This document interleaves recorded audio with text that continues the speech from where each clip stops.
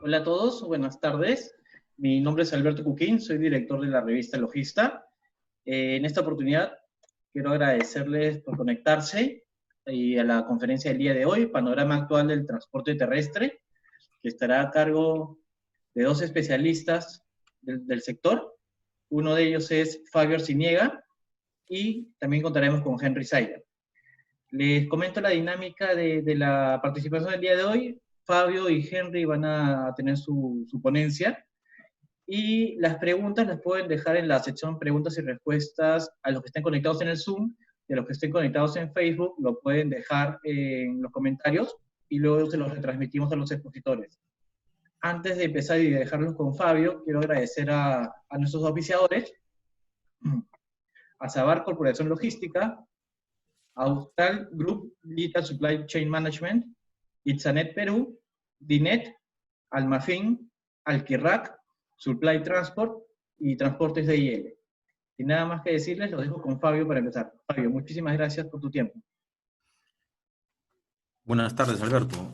Muchas gracias a ti y a la revista Logística al cual diriges por la invitación a este evento, en el cual abordaremos el panorama actual del transporte terrestre y obviamente acompañado también de Henry Zaira, de reconocida trayectoria profesional y conocedor del sector.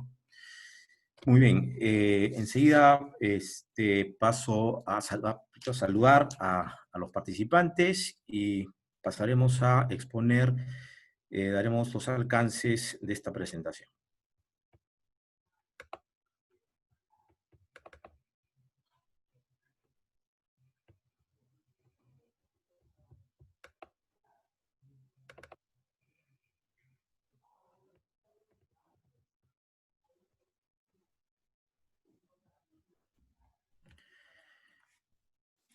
Muy bien.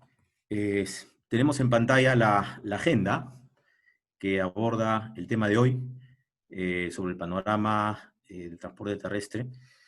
Y la agenda incluye, brevemente vamos a abordar algunos aspectos generales de lo que es el transporte. Luego abordaremos los efectos que tiene el COVID en el transporte terrestre, en el cual obviamente no solamente incluye al transporte urbano, sino también al transporte regular de ámbito nacional y al transporte también de mercancías. Cuáles son las medidas para mitigar el impacto del impacto del COVID en el transporte, y algunos apuntes sobre el transporte de mercancías en el contexto de lo que significa lo que es la cadena logística y suministro. Algunas perspectivas y las conclusiones a las cuales se llega. Muy bien. Sobre lo que significa, lo que sugiere el título de este evento, definitivamente nos sitúa en un momento, en un escenario bastante complicado para el transporte terrestre. En la medida de que ha tenido un impacto severo en cuanto a la sostenibilidad de las empresas, ¿okay?, y al desarrollo de las actividades con un potencial riesgo de cese de las operaciones. Pero esta situación, de alguna manera, que se deja traslucir por la crisis sanitaria actual, de alguna manera acentúa lo que ya un tiempo atrás se conoce y se sabe de lo que es la realidad del transporte en general. Obviamente cada país, cada ciudad tiene su propia casuística, su propia dinámica, lo que obviamente condiciona cualquier intento de organización y desarrollo del transporte terrestre. Es decir, sitúa en un marco regulatorio y legal según cada ciudad, cada necesidad que pueda, digamos, estar presente en las sociedades. En cuanto al transporte terrestre, definitivamente, ya enmarcándolo en la actual crisis sanitaria, definitivamente ha sufrido un impacto severo. Y esto es importante recalcarlo porque el impacto que tiene, lamentablemente, tiene un alcance que llega a distintos sectores. Y la pregunta es, ¿cómo se traduce este efecto, el alcance de los efectos que tiene? Entendamos que el transporte terrestre se constituye como un factor clave dentro de lo que son las economías de los países, en la medida que permite el desplazamiento de las personas para desarrollar sus distintas actividades ¿ok? Y así como la libre circulación de bienes y servicios en la sociedad, que es lo que finalmente dinamiza cualquier economía. En esa medida, como alguna vez algún académico lo mencionó, en una universidad, el transporte terrestre es a la ciudad como las arterias y las venas es al cuerpo humano. Esto, de alguna manera, denota una cierta, digamos, no cierta, digamos, una gran importancia de lo que significa el transporte en un país. Okay. En tal medida, eh, ya al, digamos, verse enmarcado en un contexto donde la actividad prácticamente se reduce a niveles mínimos de movimiento, donde hay una reducción, una restricción drástica de los desplazamientos de las personas, de los bienes, y la circulación de los bienes y servicios, obviamente afecta directamente a cualquier estructura productiva de los países y de las sociedades. Muy bien. En ese marco nos lleva a replantearnos eh, qué es lo que va a suceder con el transporte terrestre después de esta situación. Es decir, estamos en un periodo de transición, estamos en un cambio de modelo, de enfoque hacia un nuevo esquema de transporte en el mundo, obligado por una situación, obviamente, que nadie le esperaba, pero que obliga y replantea necesariamente migrar hacia un nuevo modelo. Y esto es importante recalcarlo, porque definitivamente, si hablamos de una nueva normalidad en el transporte, esto no va a ocurrir. O sea, ¿en qué sentido? No se va a regresar a la normalidad anterior. Y la nueva normalidad, de alguna manera, plantea exigencias que aún es difícil todavía poder, digamos, incorporarlas y darles atención, porque no se sabe realmente cuál va a ser el impacto real y significativo que va a ocasionar, digamos, una ruptura de todo lo que es la actividad del transporte, tanto a nivel de personas como de bienes y servicios. Es decir, esta crisis, de alguna manera, nos hace enfrentar desafíos bastante importantes, porque ya hemos venido, digamos, como sociedad, a nivel de región, digamos, venimos enfrentando una serie de exigencias que no solamente obedecen a razones o criterios climáticos o medioambientales, sino a la necesidad también de ir migrando hacia un nuevo modelo de transporte en el mundo por las necesidades que presentan las sociedades. Sin embargo, esta crisis de alguna manera ha producido un quiebre en ese modelo actual, o en el modelo actual, entre comillas, que se encuentra, por decirlo así, en una especie de cuarentena, en la medida que todavía no se sabe cómo va a ser este nuevo surgimiento de la actividad en el transporte, un nuevo esquema de normalidad. Muy bien. Entonces, cuando hablamos de un quiebre de un modelo, del quiebre de un paradigma, estamos hablando que hay efectos sobre eso. Y estos efectos pueden ser positivos o negativos. Según como podamos verlo, obviamente estos efectos van a tener, de alguna manera, son bajo criterios disruptivos. Es decir, nos va a obligar a tener que cambiar de alguna u otra manera a esquemas que primero no conocemos, no sabemos cómo enfrentarlos, pero que nos obliga a repensar y reflexionar cómo va a ser el transporte a partir de esta crisis. En ese sentido, yo quisiera repasar algunos efectos y luego comentaré muy brevemente algunos de ellos, y cuál es el impacto que viene sufriendo el transporte terrestre. Y este impacto digamos, se despliega no solamente en el transporte urbano, sino también al transporte de personas de ámbito nacional e internacional y al transporte de mercadería, como bien lo habíamos anotado inicialmente. Muy bien, en cuanto a los efectos. Definitivamente, el tema de los controles y la seguridad sanitaria es algo que se impone por la propia rigurosidad de la situación. Es decir, si bien a lo largo del modelo anterior, previo a esta transición que tenemos para luego, digamos, terminar recalando en una nueva realidad, no existían unos controles y seguridad sanitaria tan rigurosos.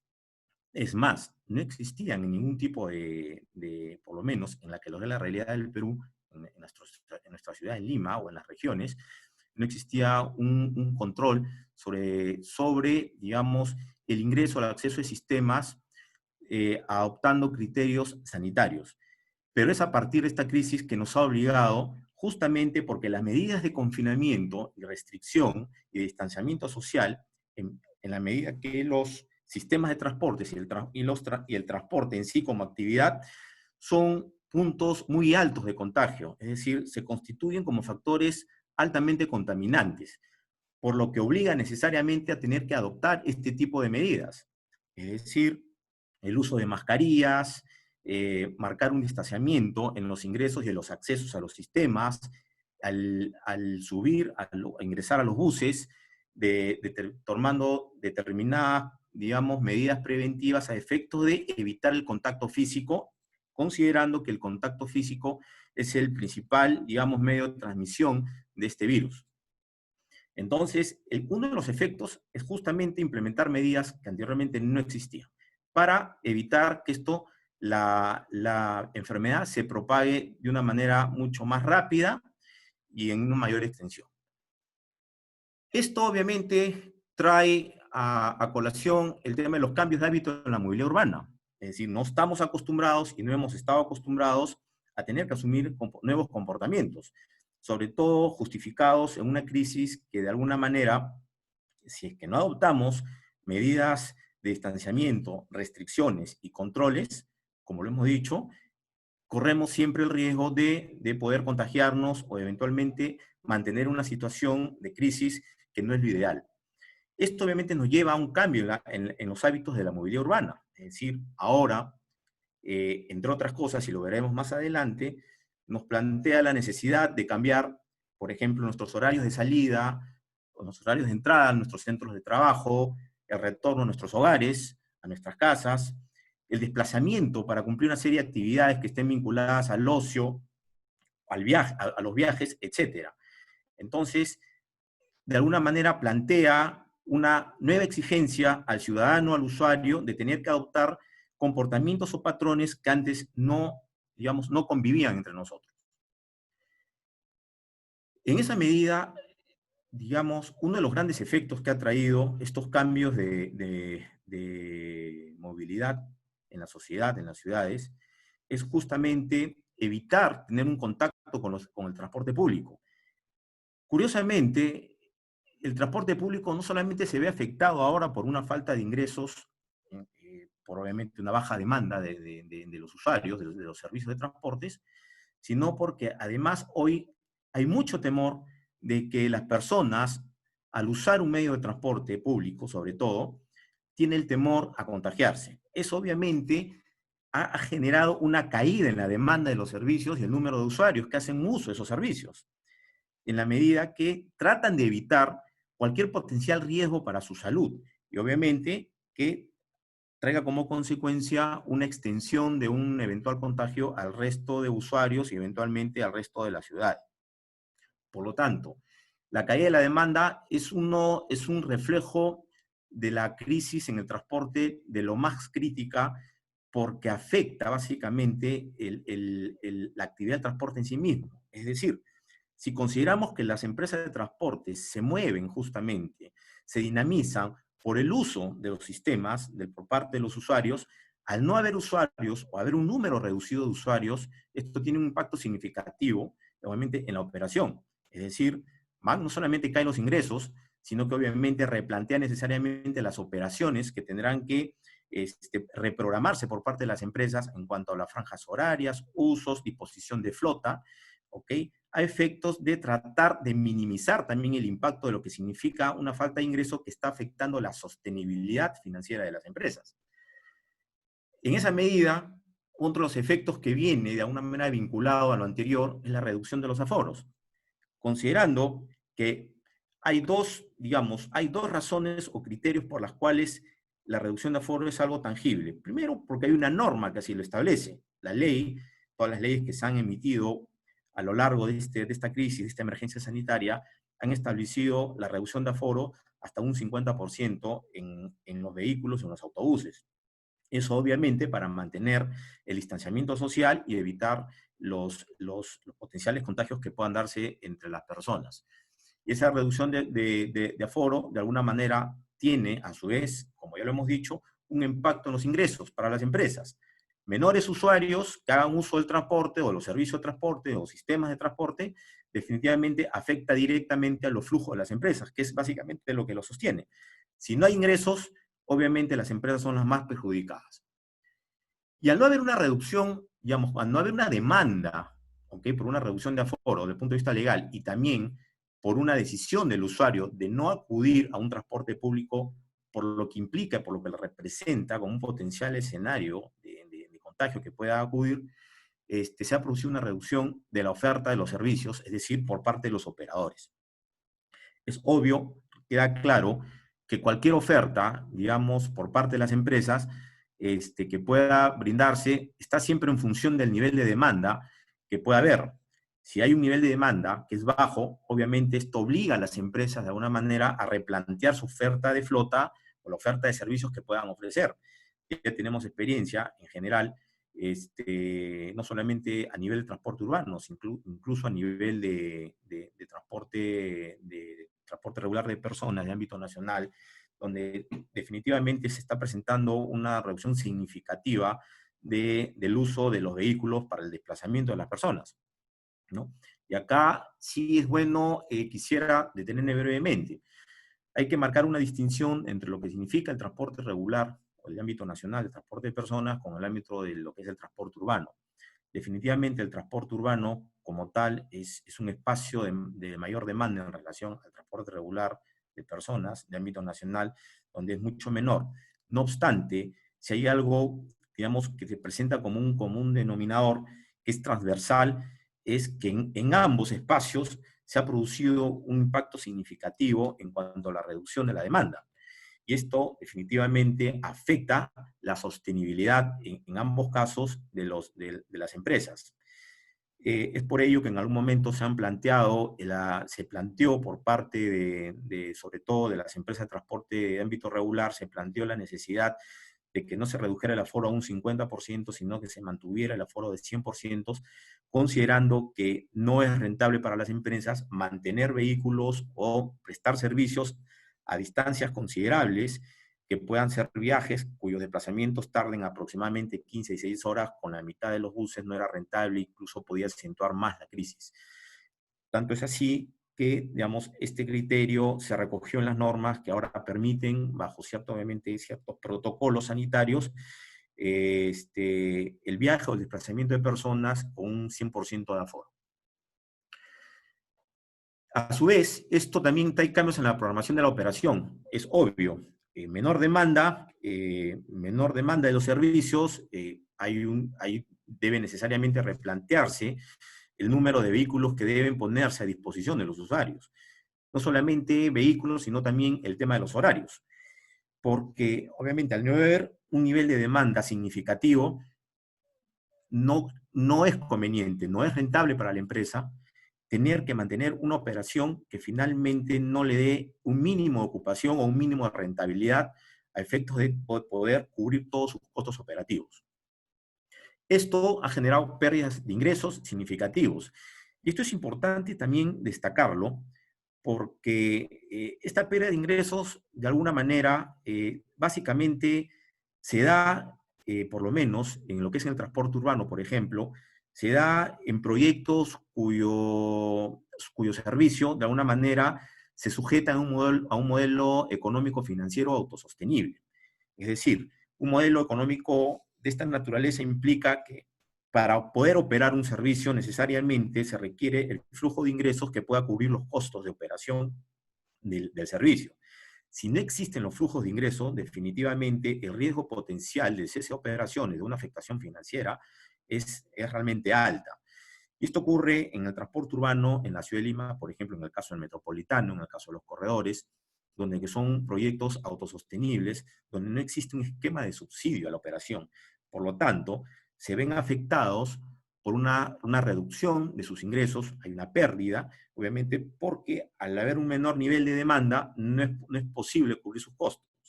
Distinto es el caso, por ejemplo, de la línea 1 del Metro de Lima, en el cual los costos de alguna manera están cubiertos por un esquema de subsidio o cofinanciamiento, al ser un modelo de asociación público-privada, un modelo económico-financiero cofinanciado, donde el Estado aporta un monto que cubre todo lo que es la operación, mantenimiento y construcción, en todo caso, de infraestructura por parte del operador privado. Es decir, ahí no hay una mayor afectación en la medida, primero, que en el caso de la línea 1, el cofinanciamiento se refiere al número de kilómetros recorridos, y en el caso, por ejemplo, de los sistemas del metropolitano, los corredores, o el transporte convencional, tradicional en Lima, se sujeta más fijamente por un esquema de flujo de ingresos que genera por cada usuario que hace uso del sistema. Entonces, hay una diferencia sustancial y hay una afectación quizás en un menor grado en este esquema de cofinanciamiento que tiene la línea 1 en relación al resto de los proyectos y al transporte tradicional. De igual manera sucede, digamos, con el transporte interprovincial o regional, donde, digamos, a lo largo de los años se ha sostenido por los ingresos que, digamos, aportan los usuarios por la demanda del servicio. Ahí no hay una especie de cofinanciamiento que pueda, digamos, de una manera, poder solventar la operación y darle sostenibilidad en el tiempo. Esta crisis marca también una situación que a nuestro modo de ver, digamos, enfatiza una preocupación, que es el tema de los niveles de contaminación ambiental que pueden ocurrir a partir de esta crisis. Nos explicamos. ¿Qué ocurre? Al existir un temor y al haber una restricción legal, normativa, de distanciamiento, de reducción de aforo en los buses por parte de los operadores, obviamente las personas van a tender a migrar hacia el uso del auto particular, ¿ok? Generando de alguna manera un doble problema, que es la congestión vehicular, que trae a su vez un tema vinculado al tema de gestión de tránsito y al tema de la contaminación o las emisiones de CO2 que pueden afectar el medio ambiente.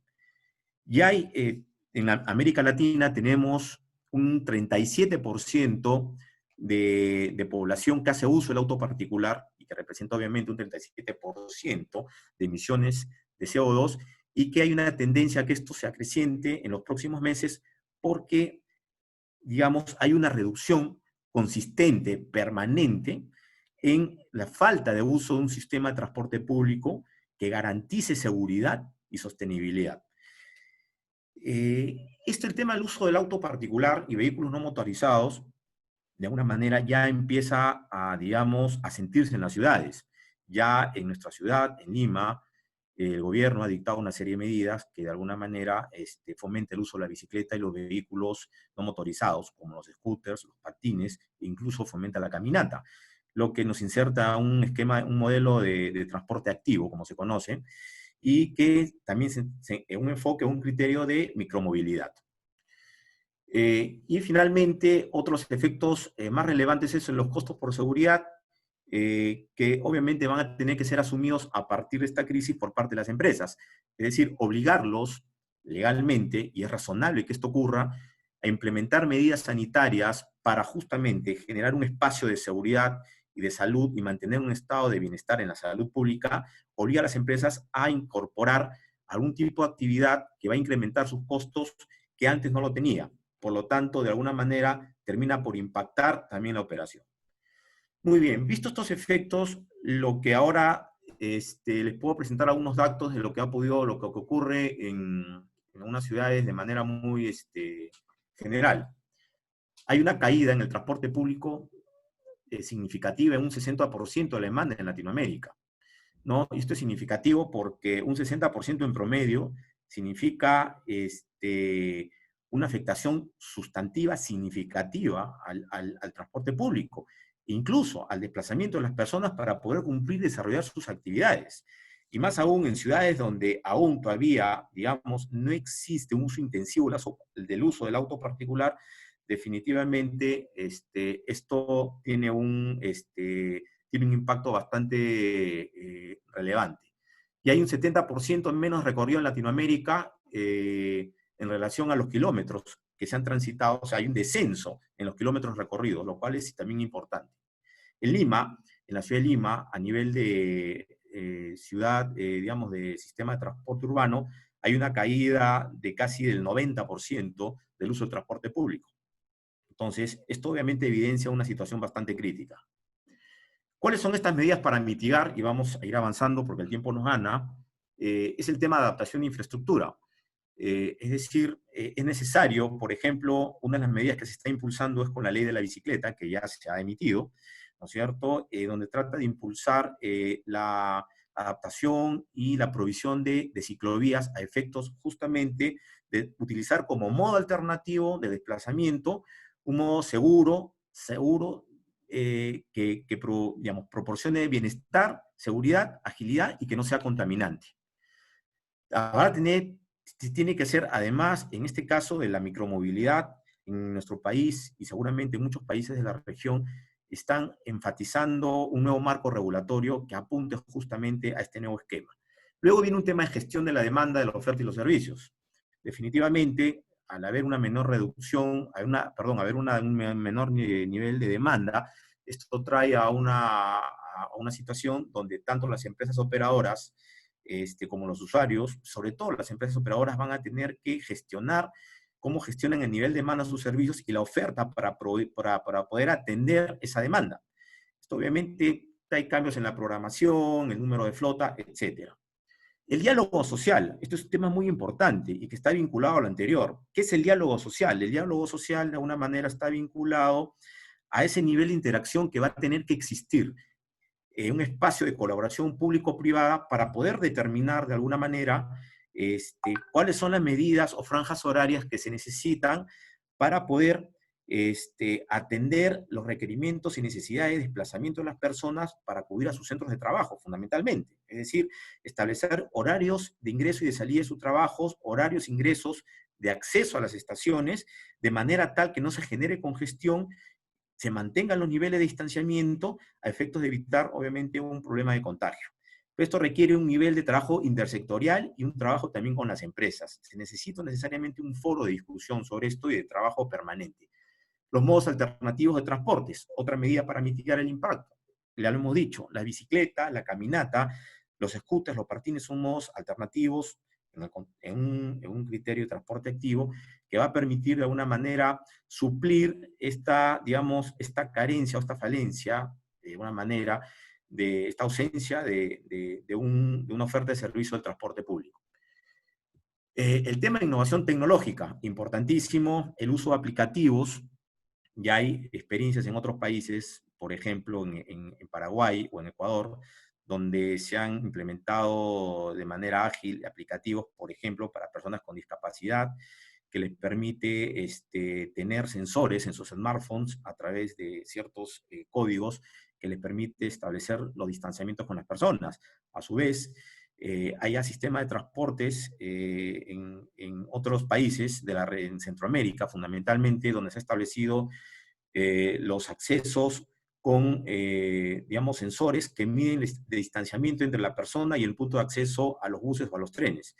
Obviamente esto implica un costo para las empresas, en el caso de las empresas que operan los sistemas de transporte integrados, transporte masivos, que necesariamente van a tener que implementar como parte de la innovación tecnológica para poder también ir mitigando los efectos del COVID. Luego tenemos la reducción de aforos, la ayuda financiera y el subsidio.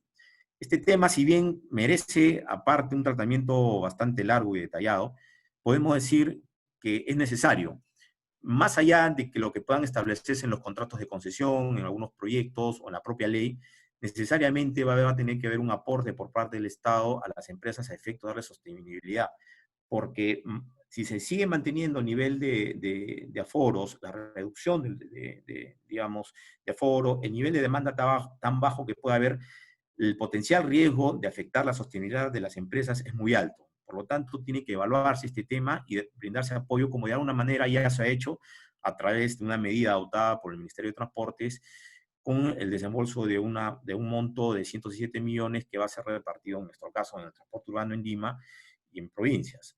Aún falta ver cómo se puede ayudar a través del sistema de transporte regular de personas, qué medida podría eventualmente podría darse a efectos de poder ayudar a la operatividad. Y finalmente, fortalecer las medidas sanitarias estableciendo mejores controles de acceso, puntos de acceso, en los puntos de acceso, puntos de control sanitario, de manera tal, tanto al acceso como a la entrada al sistema o en los propios buses, que puedan permitir de alguna manera el control, por ejemplo, las temperaturas, mantener los distanciamientos, etc. A ver, finalmente, sobre el tema del transporte, quisiera cerrar lo anterior, que en el transporte terrestre, digamos, marca una pauta distinta a lo que es el transporte de mercancías, en la medida que obviamente está en juego mucho el tema de la actividad económica en función del desplazamiento de las personas que desarrollan sus actividades. Muy bien, eso también nos lleva al transporte de mercancías, que en este caso directamente está relacionado con el transporte de bienes o la circulación de bienes y servicios, que de alguna manera da sostenibilidad también económica o mueve las economías. En eso nos insertamos hoy, en este marco de la crisis sanitaria, en el e-commerce, que ha tenido un crecimiento importante en toda la región, en todo el mundo, obviamente ante la imposibilidad y las restricciones de confinamiento y de distanciamiento, ha limitado la posibilidad de acceder a centros de compra, lo que ha impulsado de alguna manera la actividad a través del uso de tecnología, del Internet, la compra de productos o de los servicios a través de tecnologías, aplicativos de Internet, etcétera, para poder satisfacer sus necesidades. Y el suministro, abastecimiento, de alguna manera, si bien ha tenido una serie de restricciones dentro de un contexto de lo que es la cadena logística, de alguna manera la ley, todo el marco regulatorio ha impulsado esto, ¿no? Es decir, ha mantenido, de alguna manera no había una restricción en el traslado, en la circulación de los bienes y servicios, pero sí, de alguna manera también se ha visto afectada en el sentido de que ha habido un mayor control en los puntos fronterizos, ha habido un mayor control en los puntos de aduana, en el control y salida de las mercaderías, estableciendo controles sanitarios sobre los conductores, sobre la propia mercadería, que ha tenido impacto en los tiempos para poder hacer el traslado de los bienes y los servicios, obviamente con todas las implicancias que ello ocurre para efectos de poder continuar en ese proceso de abastecimiento, suministro a los proveedores, que a su vez son los que de alguna manera nos brindan los productos que nosotros vamos adquiriendo. Y las medidas frente a esas crisis, obviamente, de alguna manera, como, digamos, a nivel de transporte terrestre, nos lleva también al uso intensivo de tecnologías. Ya hay algunas propuestas por parte de las Naciones Unidas para ver el tema de la digitalización de los despachos, es decir, la gestión documental de los despachos sin tener que presentarse físicamente para presentar la documentación para el efecto de, digamos, el retiro o el traslado de la mercadería, sino a través de hacerlo de un sistema que permita validar toda esa información sin permitir el contacto entre los puntos de abastecimiento y los puntos fronterizos donde, digamos, circulan los bienes. ¿Cuáles son las perspectivas? El nuevo marco legal y regulatorio, un enfoque multimodal y transporte. Esto básicamente, estos dos primeros, es necesario porque, a ver, lo segundo va atado a lo primero. Hay que reformular todas las políticas públicas que a su vez marcan la pauta para las reformas legislativas en relación a los nuevos cambios, los nuevos requerimientos que va a tener que ver en el transporte. Si bien hay decretos, se han emitido decretos excepcionales de urgencia que son, digamos, transitorios para efectos de paliar la situación, de alguna manera algunos aspectos deberán mantenerse de manera permanente porque obliga a la situación y de alguna manera es necesario, digamos, continuar en un nuevo esquema. El enfoque multimodal de transporte, hoy se enfatiza más el transporte no motorizado, la micromovilidad. Habrá que priorizar las políticas públicas puntualmente en este tipo de transporte, también bajo los criterios medioambientales, considerando que también hay un impulso sobre una movilidad sostenible que se viene ya trabajando hace mucho tiempo en los países de la región. La movilidad eléctrica y la micromovilidad, de alguna manera, también es un aspecto importante. La movilidad eléctrica, ya tenemos experiencias en Santiago, en Colombia, en Bogotá, donde los principales operadores han invertido en buses eléctricos, a efectos obviamente enmarcados dentro de sus planes de desarrollo nacionales de electromovilidad, como el caso de Chile, impulsar este tipo de movilidad para hacerlo más sostenible y sustentable.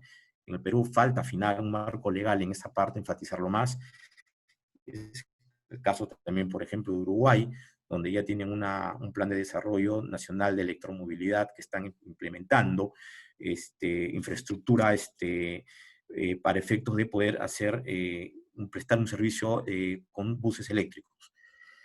Finalmente, priorización de políticas medioambientales inclusivas. Cuando nos referimos a lo inclusivo, nos estamos refiriendo a aquellas poblaciones vulnerables, es decir, aquellas personas que padecen limitaciones de acceso a sistemas de transporte seguros, eficientes, por X razones, falta de infraestructura, falta de oferta de servicios, etcétera, y a su vez, aquellas personas que sufren de discapacidad, que de alguna manera siempre se han visto perjudicados porque la mayor parte de la infraestructura en el sistema de transporte no están adaptadas a este tipo de requerimientos. Fortalecimiento de los sistemas de transportes integrados, efectivamente tiene que haber un fortalecimiento, integrar tarifariamente y operativamente los sistemas, aún falta mucho por hacer eso, y el mayor uso de herramientas tecnológicas como una manera, ya lo hemos mencionado. Como conclusión, hay una afectación financiera a las empresas, un transporte que de alguna manera está padeciendo falta de ingresos, no solamente es en los tres espacios de mercaderías, de transporte terrestre, de transporte de personas de ámbito nacional, hay un incremento de los costos operativos. Necesariamente esto nos lleva a replantear las estrategias y políticas de transporte, una migración a los sistemas modales de transportes ecológicos más sustentables, la micromovilidad y la movilidad eléctrica, que es necesario.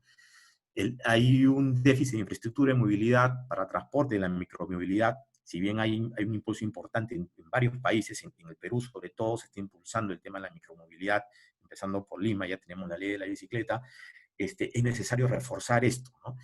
Y una mayor necesidad de implementar mecanismos tecnológicos. Concluyo con esto. Esta situación marca una nueva pauta hacia adelante en el transporte terrestre y nos obliga de una manera a tener que replantear nuestros hábitos, nuestros patrones de desplazamiento, nuestros hábitos de transporte, porque a partir de ahora estamos también insertándonos en un esquema que es la transformación digital de las empresas, que de alguna manera ha vinculado a este tema de transformación o la innovación tecnológica, que de alguna manera va a trastocar todos los comportamientos y patrones de los ciudadanos. Por mi parte es todo. Muchas gracias nuevamente a la revista Logista por esta oportunidad de participar como panelista y expositor y quedo atento a sus preguntas y comentarios. Muchas gracias, Fabio. Ahora, Henry, te damos pase a ver si quieres aportar algo más. Sí, buenas tardes, muchas gracias. ¿Me escuchan bien, no? Sí, todo bien. Excelente, miren.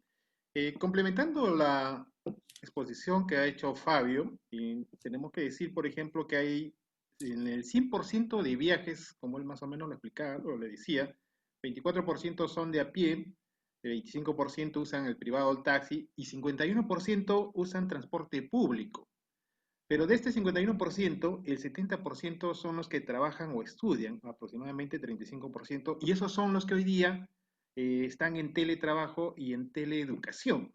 Entonces, en la nueva realidad, ya no vamos a contar con el 100% de los trabajadores y de los estudiantes que usaban la movilidad de transporte. Entonces, aquí tenemos un problema que impacta directamente pues, en la cantidad de pasajeros.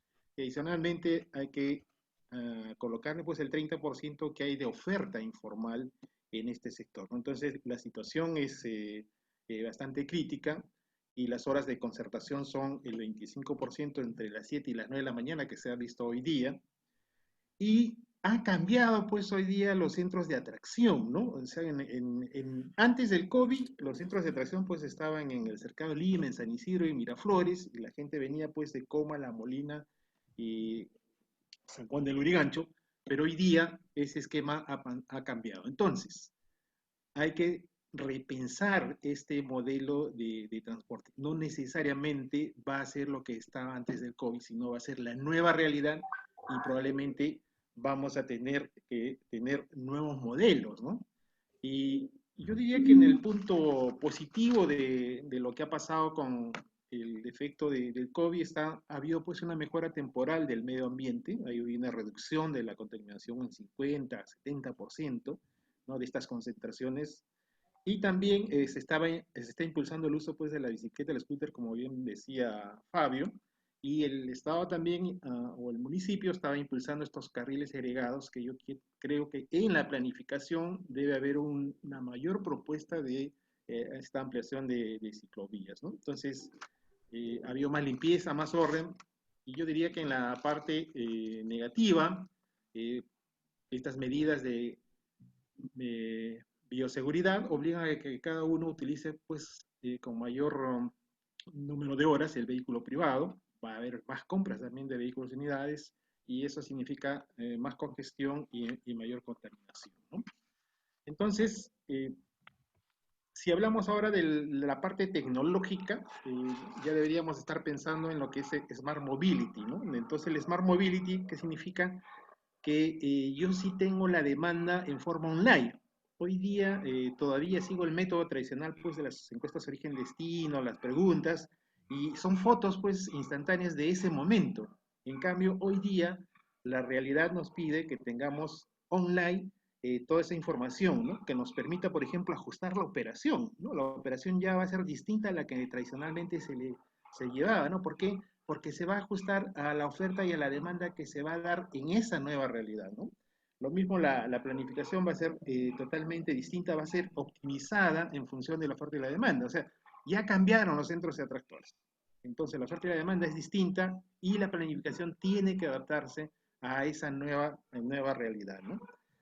Y por supuesto que entrar a la tecnología, en el caso de la semaforización inteligente, hoy día hay como 7 sistemas que no calzan y hace que haya pues en Lima 400 vehículos por hora, cuando en otros países que tienen ese desarrollo tecnológico de la semaforización pasan pues 1000 vehículos por hora. O sea, con lo cual aquí el problema no es que tengamos cantidad de vehículos, el problema es que hay una mala gestión en el transporte, ¿no? Y el hecho de que nosotros usemos pues la inteligencia artificial, el cloud computing, el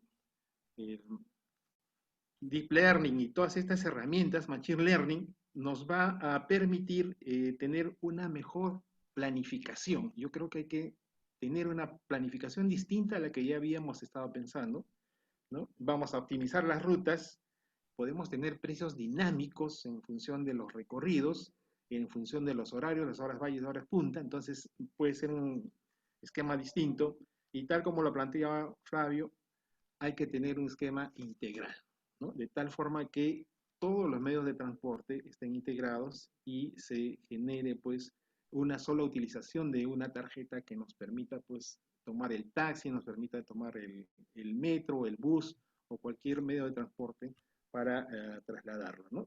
Entonces, todas estas acciones nos ayudan pues a tener modelos predictivos, ¿no? Los podemos adelantar, así como se hace en logística, como hace Amazon, se adelanta lo que le van a pedir y antes de que lo pidan ya está en su puerta el producto. Lo mismo aquí, tenemos que predecir y adelantarnos a esta nueva realidad, que probablemente sea un tanto diferente a la que estábamos acostumbrados hace tiempo, ¿no? Estos serían los comentarios, estaríamos atentos a las preguntas. Muchas gracias, Henry. A ver, les voy a transmitir las preguntas que nos han ido llegando. Se las voy a hacer una para Fabio y una para Henry, para que sea más democrático el tema. A ver, Fabio, ¿en qué quedó la regulación de las motos eléctricas sobre el uso de placa y soda? A ver, el tema ya hay una norma que en el año 2018 impulsó el Ministerio de Transportes el tema del uso de vehículos eléctricos menores, ¿ok? Aún ese tema es complicado, faltan afinar algunos aspectos que tienen que ver con el tema de, digamos, de los seguros, efectivamente el tema de las placas. Hay digamos, un aspecto que se presenta de urgencia a atender. Miren, en el caso, por ejemplo, de los scooters, estos scooters eléctricos que tenemos en distintos distritos de la ciudad, donde los vemos en cada esquina, en algunos casos, digamos, una persona ingresando, haciendo un pago, puede moverse, desplazarse por 4, 5, 6, 10 cuadras y deja la bicicleta en un punto determinado y no más que eso, ¿ok? Más allá de lo que puede ahorita, digamos, involucrar como parte del análisis si esto es este tema de la micromovilidad, los scooters eléctricos pueden ser una alternativa y que realmente lo son, ¿ok? En la otra parte, digamos, falta complementarla, ¿no? Recordemos que los servicios de transporte que actualmente están regulados en el Perú, obviamente parten de la ley, más allá de las ordenanzas municipales a nivel de la ciudad o la ley, digamos, Reglamento Nacional de Administración de Transporte que regula fundamentalmente los servicios de transportes en general, o el transporte urbano, digamos, no hay todavía una claridad sobre ese punto. Faltan, al final, como digo, algunos aspectos que tienen que ver justamente con el tema del seguro, ¿no? Y las placas.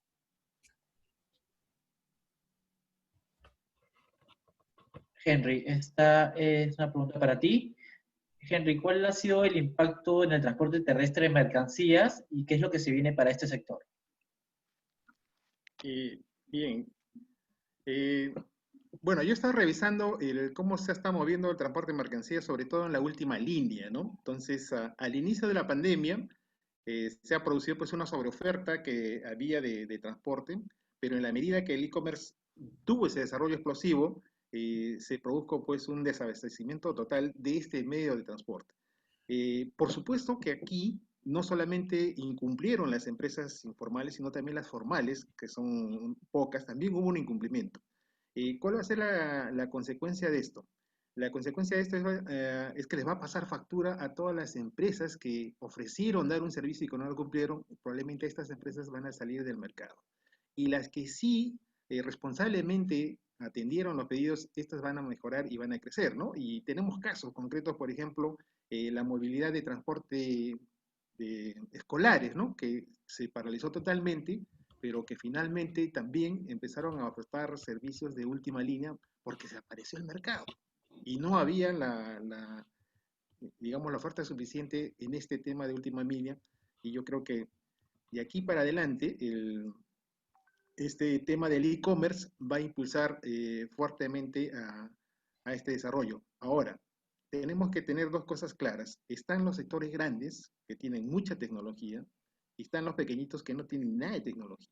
Entonces, la conclusión aquí es, todas las empresas que no tengan la capacidad de poder tener una transformación digital, que significa inversión, liderazgo y personal capacitado, van a salir sencillamente del mercado. Y es ahí donde tiene que entrar el Estado para apoyar y evitar que estos desaparezcan. Pero el mercado va a ser así hoy día, ¿no? Gracias. Fabio, nos dejaron otra pregunta. ¿Crees que es posible la renovación del parque automotor de camiones para proteger el medio ambiente de una manera más eficiente? A ver, es un tema importante. A ver, digamos, el segmento de transporte de camiones, de mercadería, que está vinculado al tema de camiones, hay una importante inversión. O sea, las empresas están invirtiendo en vehículos mucho más, digamos, ecológicos, que generan menores costos, ¿ok? Es cierto. Pero yo, más que eso, en el tema del transporte de mercaderías o mercancías, yo me quedaría con el tema de los camiones, que es importante. Ahí también no debemos olvidar el tema del transporte terrestre y, digamos, de ámbito nacional, el transporte urbano. O sea, el tema de la movilidad eléctrica, por ejemplo, es muy importante, ¿no? Es necesario renovar las flotas, hay una necesidad de invertir en nuevas flotas vehiculares que reúnan ciertos estándares mínimos de calidad que no afecten el medio ambiente.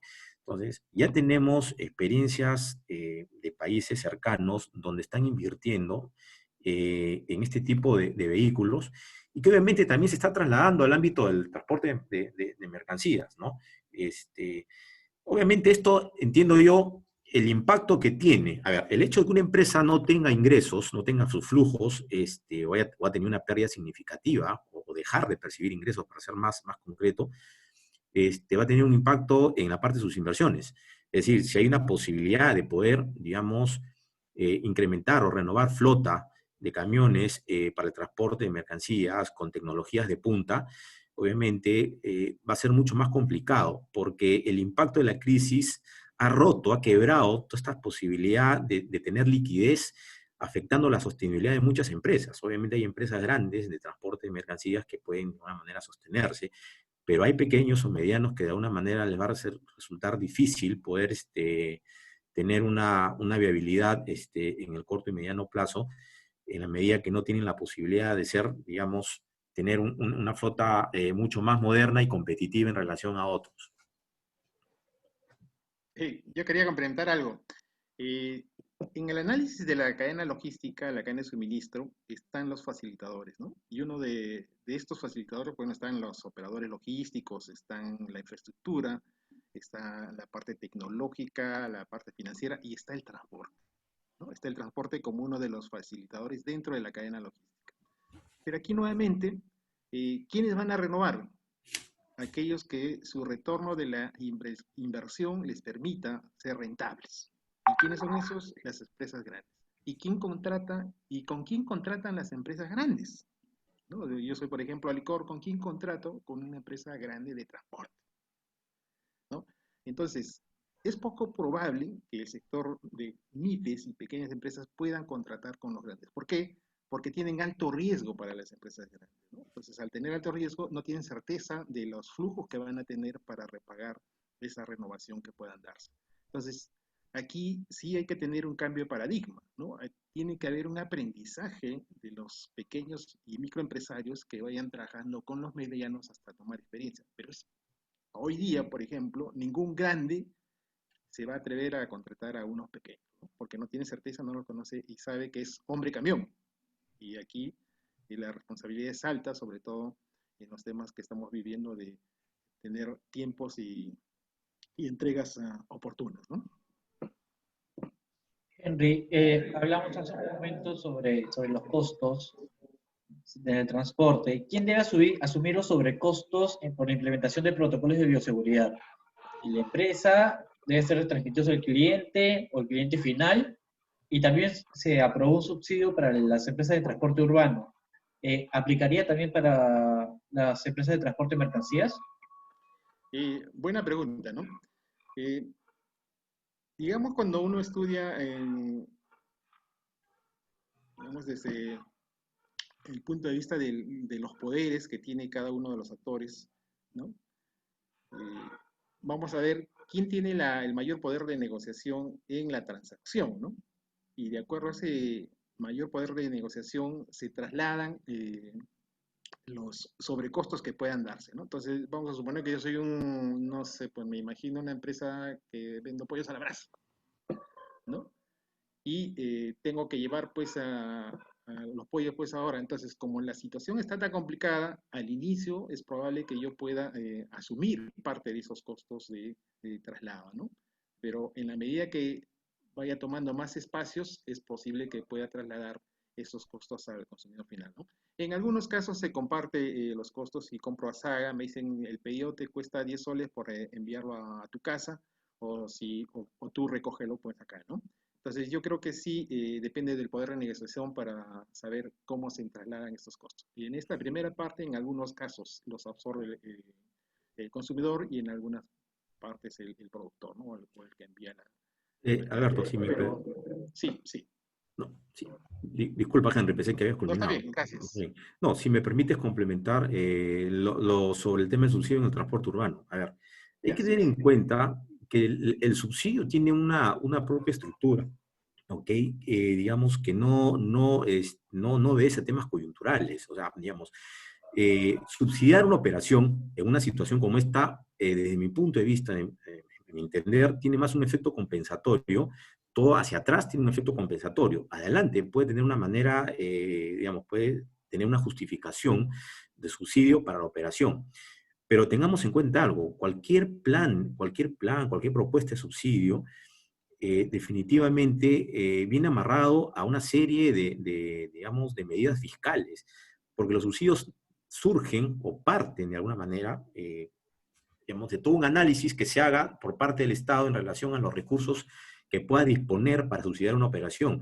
Y esto obviamente requiere todo un análisis previo, teniendo una serie de criterios, una serie de variables como demanda, plan de desarrollo urbano, uso de suelos, en fin. Hay una serie de aspectos que entran en juego para implementar un plan de subsidio. Pero, digamos, en una situación como esta, yo no sé si llamarlo subsidio o no, simplemente es un aporte de sostenibilidad que va a permitir a las empresas poder, digamos, paliar esta situación hasta que se empiece a normalizar la operación. Perfecto. Tenemos un último comentario. Esa se la dejo para los dos y ahí nos dan su punto de vista. La implementación de Machine Learning en transportes cae en saco roto en Lima, pues nadie respeta las normas de tránsito. ¿Qué tiene que aportar sobre ese comentario que nos han dejado? A ver, Fabio, arranca. No, perdón, disculpa Alberto, no escuché bien la pregunta. Sí, es más que una pregunta, un comentario, y más o menos me gustaría tener una opinión sobre lo que comentan en redes.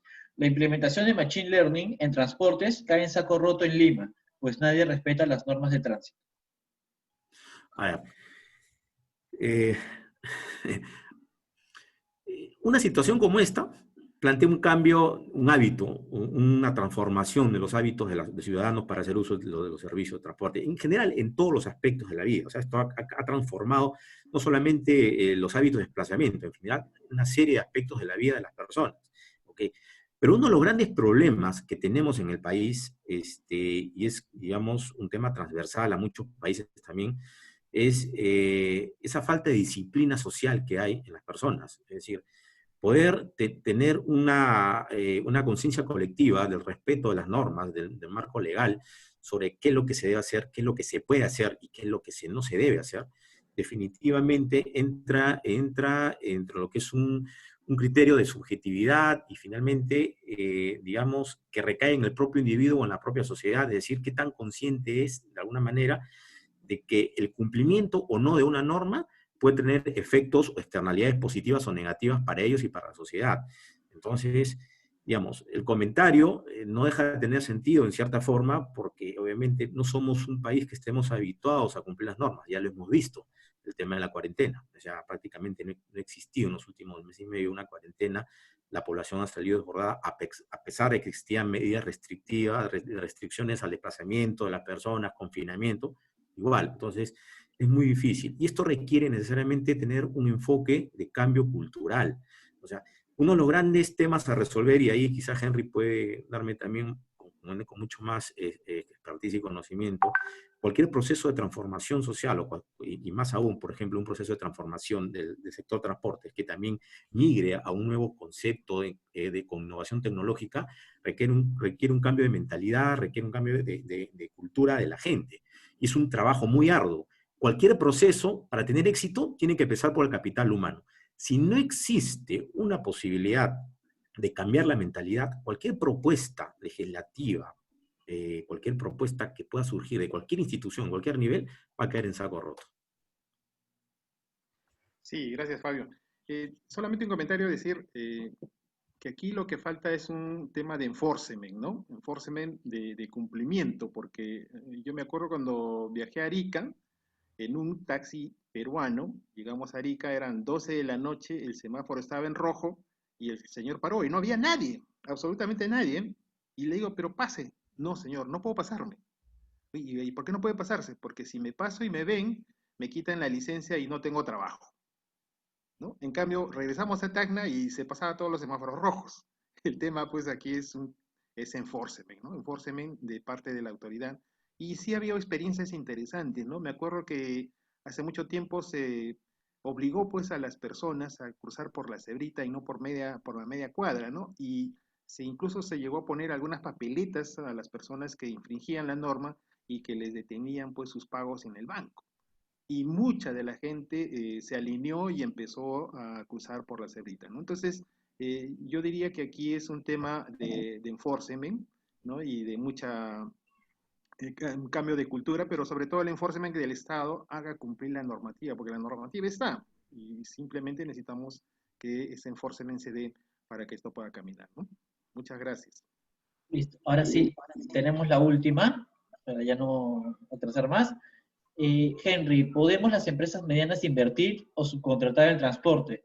Pero no escuchamos cómo los terminales, tales como DP World y APM Terminals, tienen intención de apoyar en invertir en forma segura con el gobierno regional en mejorar las vías de acceso. ¿Sabes algo más de lo que venimos escuchando hace años del mejoramiento? Gracias. Bueno, en este caso no solamente es un tema de DP World, yo creo que también es un tema de participación del Estado, porque parte de la problemática afecta a la ciudadanía, al país en general, y por lo tanto el Estado también tiene de proveer esa infraestructura necesaria, ¿no? Entonces diríamos, vamos a descongestionar y voy a generar pues el corredor camionero, voy a generar el anillo periférico vía el norte. Entonces hay mucha infraestructura que tiene que ser proporcionada por el Estado para dar las facilidades a que todos, toda la logística y todo el sector pueda caminar de una forma más adecuada, ¿no? Pero yo creo que sí, están las programaciones, están los tiempos, y yo creo que con este impulso que nos tiene que dar para salir de este impacto que hemos recibido, va a ser el desarrollo de mucha infraestructura, ¿no? Y en esa sí está contemplado el Callao porque es nuestro principal puerto por el cual ingresa pues casi el 70-80% de la mercadería que viene del extranjero, ¿no? Muchas gracias, Fabio. Muchas gracias, Henry. En efecto, como ustedes dicen, todo esto va a cambiar, el transporte ya está cambiando y tenemos que adaptarnos a esto. Y antes de terminar, quiero comentarles que justo hace unos minutos nos han confirmado una conferencia extraordinaria para este jueves 30. Como saben, las hacemos todas las semanas. Este jueves 30 a las 5 tendremos al economista Carlos Parodi, que es profesor e investigador de la Universidad del Pacífico, que va a exponer sobre el impacto económico del coronavirus en el país y va a analizar algunos de los puntos que dará el presidente Vizcarra el día de mañana en su mensaje a la Nación, puntos de materia económica.